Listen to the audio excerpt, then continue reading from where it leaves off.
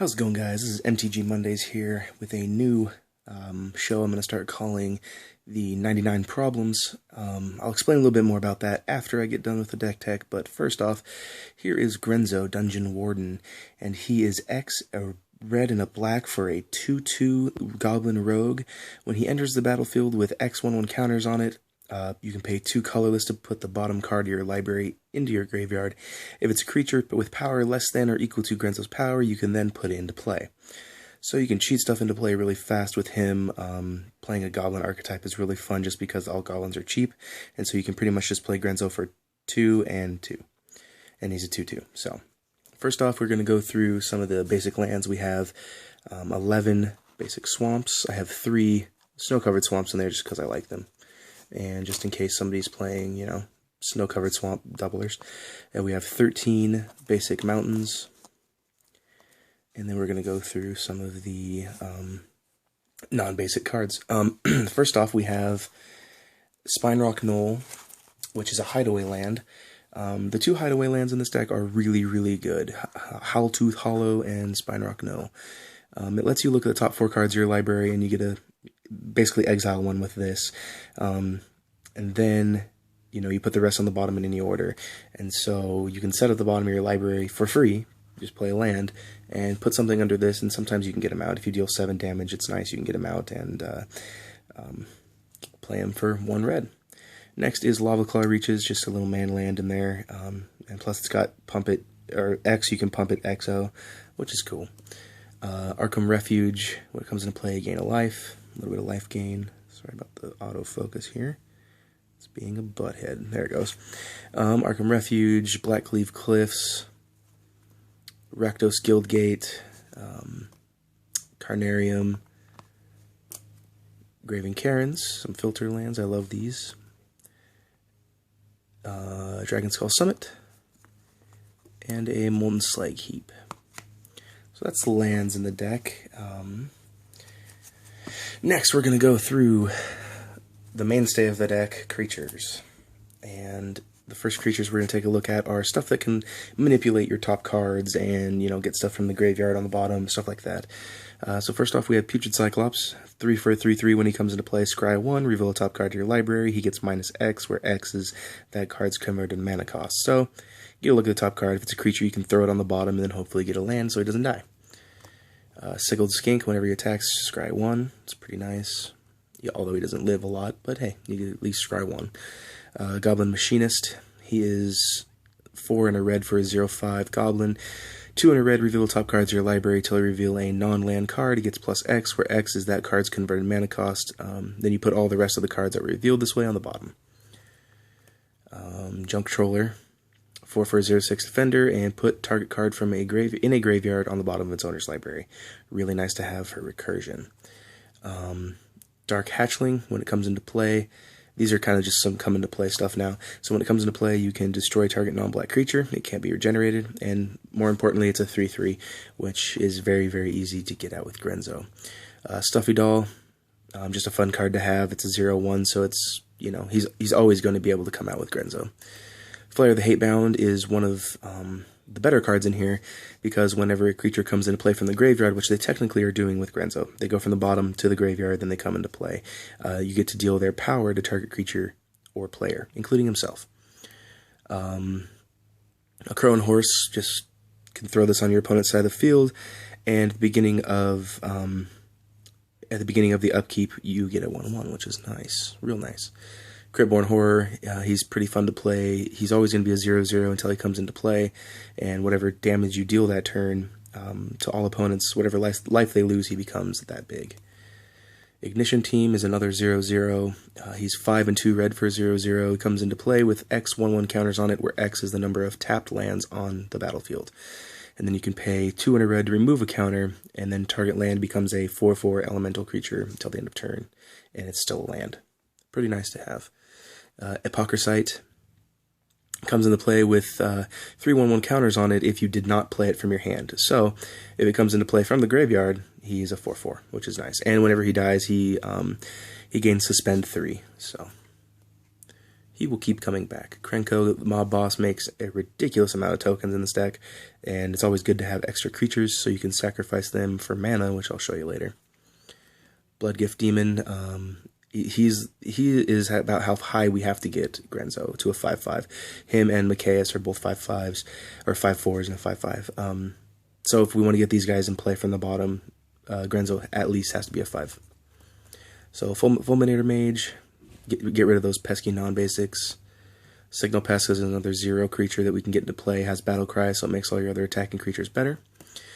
Plus, if you attack with Grenzo, he'll get +1, and you can pay 2 at an instant speed and put something from the bottom. Tarian Mauler, I usually try to include this guy in any deck that has red in it, and they have some sort of tribal sub-theme, because, hey, he's a goblin, and he gets bigger whenever your opponents play stuff. Phyrexian Crusaders is just a very good, cheap 2/2.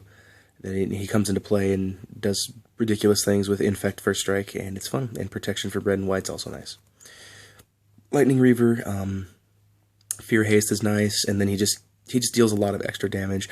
You don't really have to pay the 5 for him, which is nice. You only have to pay, 2, sometimes 1. Goblin Chieftain makes all my goblins bigger and have haste, makes Grenzo bigger in turn, so I can play him for 4, get this guy out, and he'll become a 5/5. Nightscape Familiar makes things cheaper. Legion Loyalist, he's pretty nice to play. Just all your tokens just become better with him. Pyrewild Shaman is just a recurring guy that I can play to give somebody +3/1 with Blood Rush, or if I want to, I can just play him. Ogre Battle Driver makes every creature come into play way better. Gives him haste and 2/0, and he's really good. Next is the 2 tutor cards that I have in here. I'm not playing with any kind of black tutors. I'm trying to play with just as many creature tutors as I can. So we have Goblin Matron to go get a goblin, put it in her hand, and Mogcatcher, which is a mercenary, but you go search your library for a goblin card and then put it directly into play. So these can go get Kiki Jiki if I need to.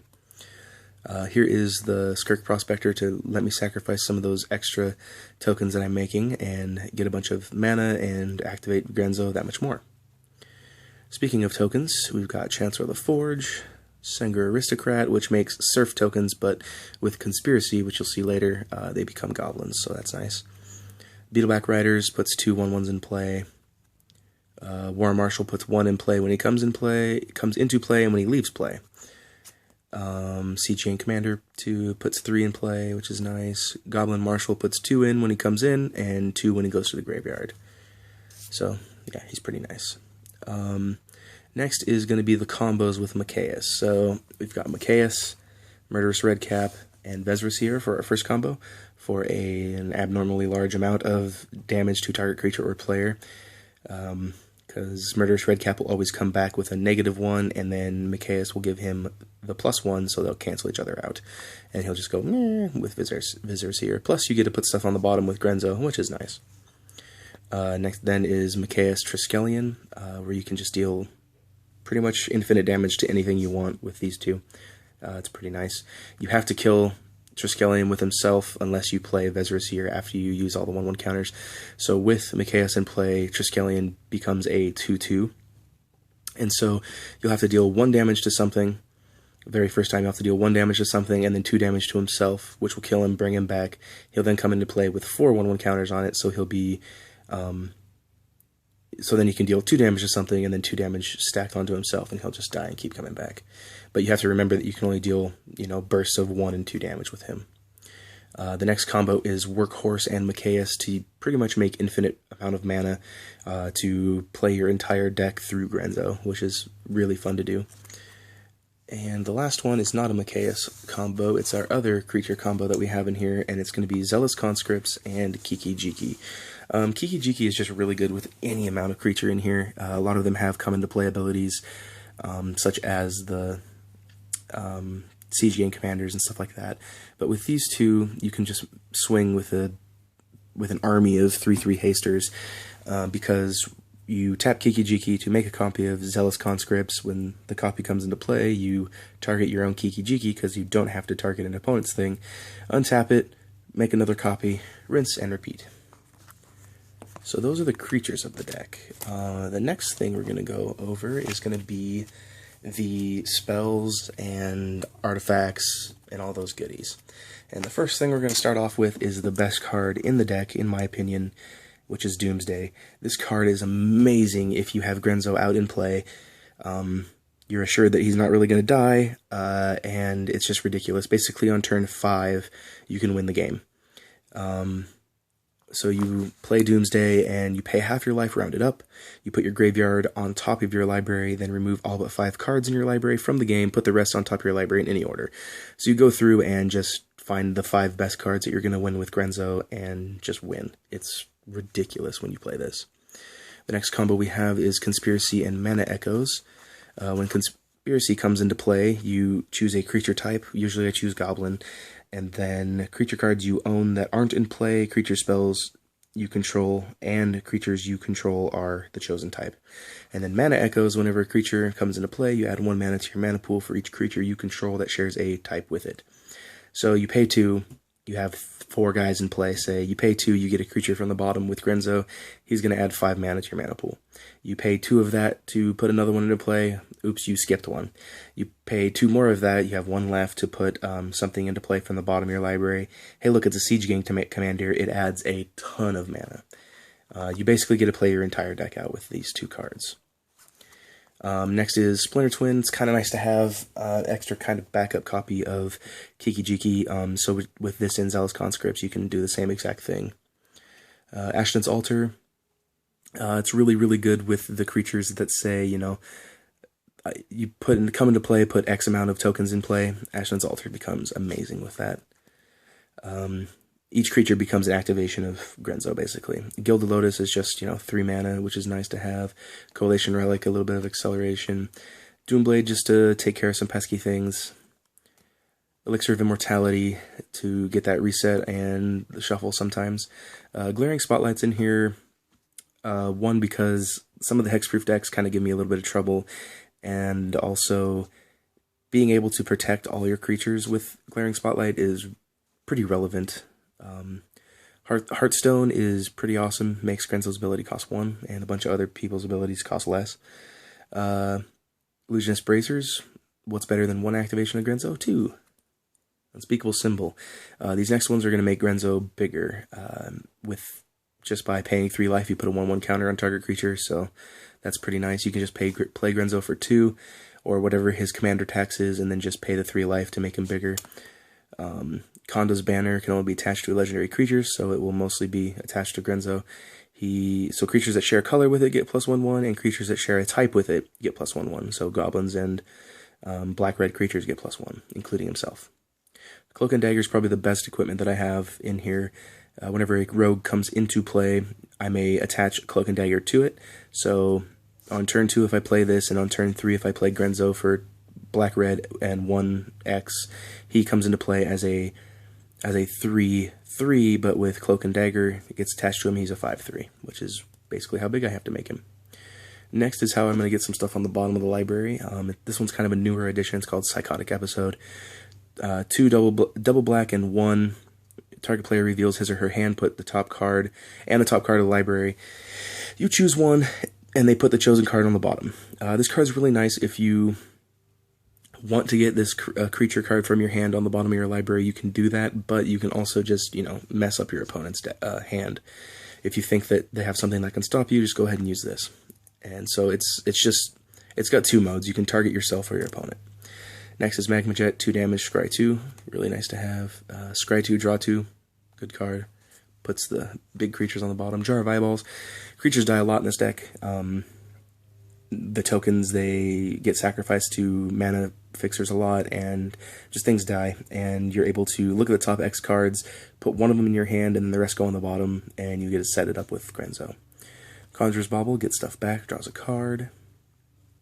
Witch's Eye, scries 1. Darksteel Pendant, basically another scry 1. Teferi's Puzzle Box is amazing in this deck. It screws your opponent over. It can also draw them into good stuff, but it can screw your opponent over if they're, you know, saving these good cards in their hand. But it also allows you to take the cards from your hand and stack them on bottom in any order, which then you can just, you know, play stuff with Grenzo. And you can do it at an instant speed, so if you have something on the bottom of your library that you put on the last turn, and you're tapped out, on your untap step, you can untap, and the beginning of your upkeep, you can pay the 2, put it on the bottom, or put the 1 from the bottom in play, and then your draw step, this happens. Crystal Ball, scry 2, really good to do. Just a recurring scry. Telegelad Stylus is one of my favorite cards in here. If they're going to kill one of your value creatures and ones you really don't want to go to the graveyard that you can't get back very easily, you can just throw them on the bottom and put them straight back into play with Grenzo. It's pretty awesome. And then Raito Lantern. So 3, put target card from a graveyard on the bottom of its owner's library. There's another card called Soldev Digger, and it does the same thing, but I think it only costs 2, and so then there's an infinite combo you can do with putting creatures into the graveyard and sacrificing them and stuff to Ashland's Altar. So that is the deck. That is Grenzo in his almighty glory.